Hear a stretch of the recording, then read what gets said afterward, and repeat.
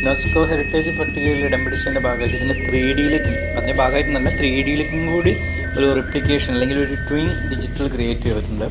അത് using reality ടെക്നോളജീസൊക്കെ ഉപയോഗിച്ചിട്ട് പല സൈഡിൽ നിന്ന് 3D സ്കാനേഴ്സ് പോലെയുള്ള ഈവൻ ഡ്രോൺസും അങ്ങനെ പലതരം സെൻസേഴ്സ് ഉപയോഗിച്ചിട്ട് ഇതിൻ്റെ ഡാറ്റാസ് കളക്ട് ചെയ്തിട്ടുണ്ട്. 10.7 ബില്യൺ ഡാറ്റ പോയിൻറ്റ്സാണ് അവർ അത് ഉപയോഗിച്ചുണ്ടാക്കിയ എക്സകൺ എന്ന് പറയുന്ന കമ്പനിയാണ് ഇതിൻ്റെ പിന്നിൽ. അപ്പോൾ അത് വെൽ ഡിഫൈൻ ആയിട്ടുള്ള ഒരു 3D സ്ട്രക്ചർ നമുക്കൊരു VR ഉപയോഗിച്ചിട്ടുള്ളൊരു വാക്ക് ത്രൂ ഒക്കെ ആയിരിക്കണം ഭാവിയിൽ അവർ മുന്നോട്ട് കാണുന്നത്. എനിവേ അതൊരു അടിപൊളി ഫീച്ചറായിട്ട് എനിക്ക് തോന്നി. ഇതിൽ ഇവരാകെ ചെയ്തിരിക്കുകയും മര്യാദയ്ക്ക് പകുതി സാധനം നഷ്ടപ്പെട്ടു പോയിരിക്കുന്നു പ്രിസർവേറ്റ് ചെയ്യാത്തതിൻ്റെ പേരിൽ. അപ്പോൾ അതൊക്കെ ഇങ്ങനെ ഡിജിറ്റലി എങ്കിലും സംരക്ഷിച്ച് വെക്കുന്നത് ഭാവി തലമുറയ്ക്ക് അത് നേരിട്ട് പോയി കാണാൻ പറ്റാത്തവർക്കൊക്കെ ഇങ്ങനെയെങ്കിലും അത് എക്സ്പീരിയൻസ് ചെയ്യാൻ വേണ്ടി പറ്റും.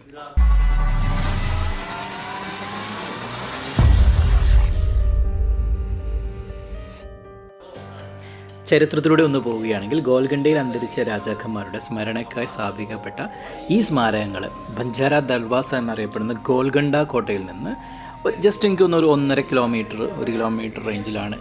ഞാൻ ഇത് പ്രഡിക്റ്റ് ചെയ്തായിരുന്നു ആദ്യം. നമ്മൾ ഇതിൻ്റെ മുകളിൽ കയറി നിൽക്കുന്ന സമയത്ത് നമുക്ക് ഏകദേശം അവിടെ ദൂരെ ഇത് കാണാം. അപ്പോൾ അത് ഞാൻ സൂം ചെയ്ത് നോക്കി പിന്നീട് സെർച്ച് ചെയ്തപ്പോഴാണ് മനസ്സിലായത് അതാണ് ഗോൽഗണ്ട കോട്ട എന്ന്. ഇതിന് ശേഷമാണ് നമ്മൾ ഗോൽഗണ്ട കോട്ടയിലേക്ക് പോകുന്നത്. അടുത്ത വീഡിയോയിലുണ്ടാവും. അതായത് ഗോൽഗണ്ട രാജാക്കന്മാരുടെ മഹത്വത്തിൻ്റെ ഓർമ്മപ്പെടുത്തലുകൾ നിലകൊള്ളുന്ന വാസ്തുവിദ്യാ മികവിൻ്റെയും അതിൻ്റെ ഒരു അത്ഭുതം തന്നെയാണ് സത്യം പറഞ്ഞാൽ ഈ കാണുന്ന കുത്തബ് ഷാഹി കഴിപ്പിച്ചിട്ടുള്ള ഈ ശവകുടീരങ്ങൾ. ഹൈദരാബാദിലെ തന്നെ ഏറ്റവും പഴക്കമേറിയ ചരിത്ര സ്മാരകങ്ങളിൽ ഒന്നായിട്ടാണ് ഇവയെല്ലാം കണക്കാക്കുന്നത്. ഒരു പ്ലാറ്റ്ഫോമിൽ നിന്ന് ഒരു സർട്ടൺ ലെവലിൽ ഉയർത്തിയിട്ടാണ് ഇവയെല്ലാം ഡിസൈൻ ചെയ്തിരിക്കുന്നത്. ഇന്ത്യ, പേർഷ്യ, പത്താൻ, ഹിന്ദു വാസ്തുവിദ്യകളുടെ ശൈലിയോട് കൂടി ചാരനിറത്തിലുള്ള ഗ്രനൈറ്റ് ഉപയോഗിച്ചിട്ടാണ് സ്റ്റക്കോ അലങ്കാരത്തോടു കൂടിയും ലോകത്തിലെ മുഴുവൻ രാജവംശത്തെയും ഒരു സ്ഥലത്ത് അടക്കം ചെയ്തിട്ടുള്ള ഏക സ്ഥലമാണിത്. വളരെ സങ്കീർണമായ കൊത്തുപണികളും മനോഹരമായ പൂന്തോട്ടങ്ങൾക്ക് ഇതിൻ്റെ ഇടയിൽ നമുക്ക് കാണാം. അതേപോലെ കുത്തബ് ഷാഹി രാജവംശത്തിൻ്റെ അവരുടെ വാസ്തുവിദ്യയുടെയും പാരമ്പര്യങ്ങളുടെയും ഏറ്റവും വിശ്വസനീയമായ തെളിവാണ് ഈ കാണുന്ന ശവകുടീരങ്ങൾ എന്നുള്ളതും നമ്മൾ ഓർക്കാം. പിന്നെ ഇതിൻ്റെ അകത്ത് വളരെ രസകരമായ രീതിയിലുള്ള കുറച്ച് കാര്യങ്ങൾ, അതായത് പ്രധാനമായിട്ടും നോക്കുകയാണെങ്കിൽ അതിൻ്റെ മിനാരങ്ങളും ഗാലറികളും ഒക്കെ നിർമ്മിച്ച് അതിൽ ഏറ്റവും ഡീസൻ്റ് ആയിട്ടുള്ള അല്ലെങ്കിൽ ഏറ്റവും വൃത്തിയായിട്ടുള്ള അല്ലെങ്കിൽ ഏറ്റവും രാജകീയമായിട്ടുള്ള ലാൻഡ്സ്കേപ്പുകളോടുകൂടി ഗാർഡനൊക്കെ നിർമ്മിച്ചത് ഇബ്രാഹിം ബാഗ് എന്നാണ് അതിനെ വിളിക്കുന്നത്. ഇന്നും അവർ പരമാവധി ഏറ്റവും നല്ല രീതിയിൽ തന്നെ മുന്നോട്ട് കൊണ്ടുപോകുന്നുണ്ട്. അത് അന്ന് എങ്ങനെയാണോ ഉള്ളത് അതുപോലെ തന്നെ പരമാവധി അതിൻ്റെ ആ ഒരു ഇത് നഷ്ടപ്പെടാത്ത രീതിയിൽ നിലനിർത്താൻ ശ്രമിക്കുന്നുണ്ട്. ഇനി ചെറിയ ശവകുടീരങ്ങൾ, വലിയ ശവകുടീരങ്ങൾ പല രീതിയിലുണ്ടെങ്കിലും ചതുരാകൃതിയിലും ഏകദേശം 9 മുതൽ 15 മീറ്റർ വരെ ഉയരത്തിലുള്ള ശവകുടീരങ്ങൾ വരെ ഇവിടെയുണ്ട്. പിന്നെ താഴികക്കുടങ്ങൾ യഥാർത്ഥത്തിൽ ശരിക്കും പച്ചയും നീലയും കളറുള്ള ടൈലുകളാണ് നിർമ്മിച്ചതെന്ന് പറയപ്പെടുന്നുണ്ട്. അതിൻ്റെ ചില പോർഷൻസ് ഞാൻ ചിലതിൽ കാണിക്കുന്നത് അതിൽ ടൈലുകൾ അടർന്ന് തലയിൽ വീഴുന്നു എന്നൊക്കെ പറഞ്ഞാൽ അവിടെ ബോർഡ് വെച്ചിട്ടുണ്ട്. ആ ഭാഗത്ത് എത്തുമ്പോൾ ഞാനത് കാണിച്ചു തരാം. അതുകൊണ്ട് അവിടെ ഇപ്പോൾ അങ്ങോട്ട് റെസ്ട്രിക്ഷൻ ഉണ്ട്, അങ്ങോട്ട് പോകാൻ പറ്റില്ല. അതുകൊണ്ട് നമ്മൾ തലയിലേക്ക് വീഴാൻ ചാൻസ് ഉണ്ട്. സോ അതേപോലെയുള്ള രസകരമായ ഇതിങ്ങനെ ഒരു ഡൾ കളറിലല്ലായിരുന്നു, വളരെ കളർഫുള്ളായിട്ടായിരുന്നു ക്രിയേറ്റ് ചെയ്തത്. 42.5 മീറ്റർ ഉയരത്തിൽ വരെ വലിയ താഴെക്കുടങ്ങളെ പൊതിഞ്ഞ മനോഹരമായ ശവകുടീരങ്ങൾ വരെ ഇതിൻ്റെ ഉള്ളിലുണ്ട്. നമ്മളിത് പോകുന്ന വഴിക്ക് ഓരോന്നും 1 by 1 ആയിട്ട് ജസ്റ്റ് ഒന്ന് നോക്കി പോവുകയാണ് ചെയ്യുന്നത്. ഇൻ ഡീറ്റെയിൽ ആയിട്ട് ഞാനിതിനെക്കുറിച്ച് പഠിക്കാത്തതിനെ കൊണ്ട് ഞാനത് പിന്നീട് വീഡിയോയിലാണ് ഇത് ചില കാര്യങ്ങൾ ആഡ് ചെയ്തിട്ടുള്ളത്. അവിടുന്ന് പ്രൊഡക്ഷനിലുള്ള കാര്യങ്ങളും ഞാൻ ഉൾപ്പെടുത്തിയിട്ടുണ്ട്. അതിനുശേഷം എഡിറ്റിൽ ആഡ് ചെയ്തിട്ടുള്ളത് ഇപ്പം നിങ്ങൾ കേൾക്കുന്ന ശബ്ദം പോലെ ഞാൻ അതിൻ്റെ കൂടെ ആഡ് ഓൺ ചെയ്തിട്ടുണ്ട്. അതുപോലെ ഇൻകംപ്ലീറ്റ് ആയിട്ടുള്ള ഒരു ടൂമ്പ് ഇതിൻ്റെ അകത്തുണ്ട്. നിസാമുദ്ദീൻ താനിഷേൻ്റെ ആണ്. കാരണം പുള്ളി ടൂമ്പ് ഏകദേശം നമ്മളിത് ഇപ്പം കാണുന്ന ഇതല്ല, ഇതിൻ്റെ അപ്പുറത്തുള്ളത് ഈ കാണുന്നത്. പക്ഷേ നമ്മളിപ്പോൾ ഈ കയറി വന്ന സാധനമില്ല, ഇതെന്താണെന്ന് എവിടെ ഞാൻ കണ്ടില്ല. ഇതും ഇൻകംപ്ലീറ്റ് ആണ്. ഇത് അതുപോലെ തന്നെ ഇൻകംപ്ലീറ്റ് ആണ്. ഇതിന് നമ്മൾ തുടക്കത്തിൽ വന്നതിൽ കണ്ടില്ലേ ഒരു ഗുഹ പോലെ, അങ്ങനെ ഗുഹയൊക്കെ ഉണ്ട്. ഇതിൻ്റെ ഗുഹയല്ല, അങ്ങോട്ടൊരു വഴി പോലെയുണ്ട്. ഇതിൻ്റെ സ്ട്രക്ചർ എങ്ങനെയാണ്, ഏതുതരം മെറ്റീരിയൽസാണ് ഇവർ ഉപയോഗിച്ചിരിക്കുന്നത്, ഇവരൊരു ആർക്കിടെക്ചറിൻ്റെ ആ ഒരു ചില കേവൊക്കെ അവരെടുത്തിരിക്കുന്ന രീതികളുണ്ട്. നമ്മൾ മരങ്ങളൊക്കെ കൂട്ടിയെടുക്കുന്ന പോലെ അത്രയും കാര്യങ്ങളൊക്കെ നമുക്ക് വ്യക്തമായിട്ട് ഇതിൽ കാണാൻ വേണ്ടി പറ്റും. ഇതാണ് ഇതിൻ്റെ നടുവിലുള്ള ആ ഒരു ഗ്രേവ്യാർഡ്, ആ ഒരു എന്താണ് ഇവർ പറയുക, ഖബർ. അപ്പം അതേപോലെ അതിൽ കണ്ടോ ചില ലിഖിതങ്ങളുണ്ട്. അത് റീഡ് ചെയ്യാൻ പറ്റുകയാണെങ്കിൽ അത് പേർഷ്യൻ, അതേപോലെ അറബിക് മിക്സ് അങ്ങനത്തെ ലാംഗ്വേജുകളിലാണ് അത് എഴുതിയിരിക്കുന്നത്. അപ്പോൾ അത്തരം കാര്യങ്ങൾ റീഡ് ചെയ്യാൻ പറ്റുകയാണെങ്കിൽ ഇതിനെപ്പറ്റി ഒരു ഏകദേശം ഒരു ധാരണയെങ്കിലും കിട്ടും. ഏകദേശ ധാരണ എന്നല്ല, വെൽ റിട്ടേൺ ആണ് അതെല്ലാം.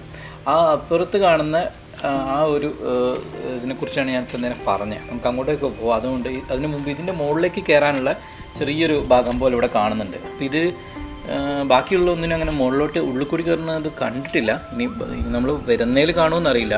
ഇതിനുള്ളിലേക്ക് ചെറിയൊരു വഴി പോലെ ഉണ്ട്. എന്നിട്ട് ഇങ്ങനെ ഇങ്ങോട്ട് കയറിയിട്ട് ചെറിയ സ്റ്റെപ്സ് കൊടുത്തിട്ടുണ്ട്. പിന്നെ ഇതിൻ്റെ പ്ലാൻ എന്തുകൊണ്ടാണ് ഡ്രോപ്പ് ആയത് എന്ന് എനിക്ക് അറിയില്ല.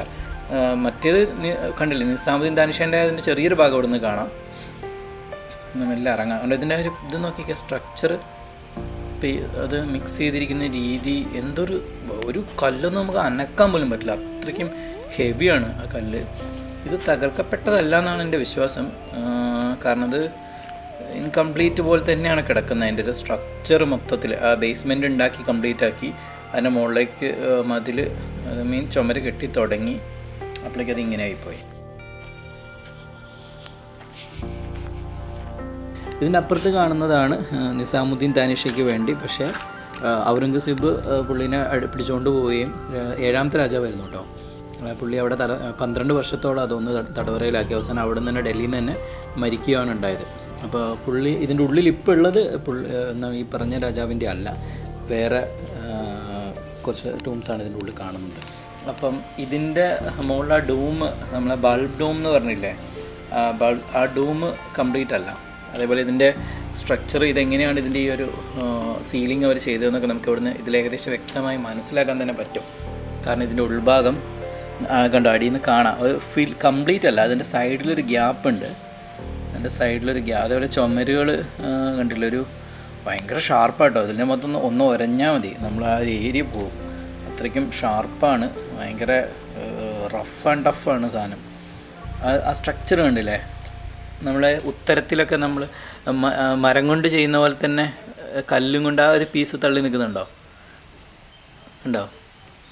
അപ്പോൾ അതൊക്കെ ഒബ്വിയസ്ലി ഇത് ബ്രില്യൻ്റ് ആയിട്ടുള്ള ഒരു ആർക്കിടെക്ചർ ശൈലി തന്നെയാണ്. എന്നാലും നമുക്കത് കാണുമ്പോൾ അതൊരു അത്ഭുതം.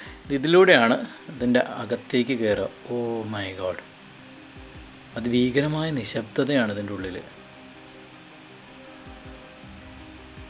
കണ്ടോ, മുകളിൽ കംപ്ലീറ്റ് അല്ല, അത് ഇൻകംപ്ലീറ്റ് ആണ്. ഇതിൻ്റെ ഉള്ളിൽ ഒരു സർട്ടൺ ലെവലിൽ വരെ എന്തെങ്കിലും വെച്ച് കവർ ചെയ്തിട്ട് മണ്ണ് നിറച്ചിട്ട് അതിൻ്റെ മുകളിലാണ് ആ ഒരു ഷേപ്പ് അവർ ക്രിയേറ്റ് ചെയ്തിരിക്കുന്നത്.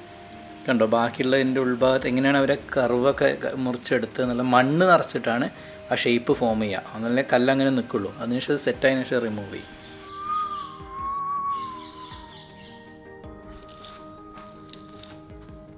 കുറച്ച് ഗസ്റ്റ് ഓടി വരുന്നുണ്ട്, അവരെ നോക്കട്ടെ. ബേബി ഗെറ്റ്സ് ഓക്കെയാണ്, അതിൻ്റെ മമ്മി വന്നാൽ പണി കിട്ടും. അതിൻ്റെ മുമ്പ് നൈസായിട്ട് നമുക്ക് ഇവിടെ നിന്ന് മുങ്ങാം. ഇപ്പോൾ നിങ്ങളാ കണ്ട കുളമില്ലേ, ഇത് ഈ കുളം, ഇതിൻ്റെ കപ്പാസിറ്റി കേട്ടാൽ നമ്മൾ ഞെട്ടിപ്പോവും. ഇതിനുള്ളിൽ കൊള്ളുന്ന വെള്ളത്തിൻ്റെ അളവ് കേട്ടാൽ ഇതേപോലെ നമ്മുടെ കിളി പോകും. 20 മില്യൺ ലിറ്ററാണ് ഇതിൽ കൊള്ളുന്ന വാട്ടർ. കേരളത്തിലിപ്പോൾ ഗോപൻസ്വാമി ടൂമ്പാണല്ലോ ട്രെൻഡ്. അയ്യോ, അത് ടൂമ്പല്ല, സമാധിയാണല്ലോ അല്ലേ. അപ്പോൾ അതാണല്ലോ ട്രെൻഡ്. ഇപ്പോൾ ഒരു 4 അടി ഒരു ചെറിയ ഹൈറ്റിലൊരു സെറ്റപ്പ് അങ്ങനെ ബഡ്ജറ്റ് ഫ്രണ്ട്ലിയിൽ ഉണ്ടാക്കുന്നതും ഇതേപോലെ ഹെവി ബഡ്ജറ്റിൽ ഉണ്ടാക്കിയാലും മരിച്ചാൽ എന്തായാലും ഇതൊന്നും അറിയാൻ പോകുന്നില്ല. മരണം എന്നും ബയോളജിക്കലി ഡെത്തായ ഡെത്ത് തന്നെയാണ്.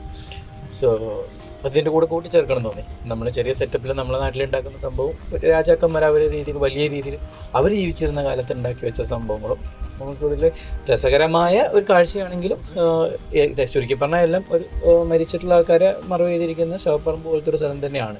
അതിനെ പൈസ ഉള്ളവർ കുറച്ചൊന്ന് മോഡിഫൈ ചെയ്തു ഭംഗിയാക്കി നമുക്ക് പിന്നീട് അത് കാണാൻ പറ്റുന്നു.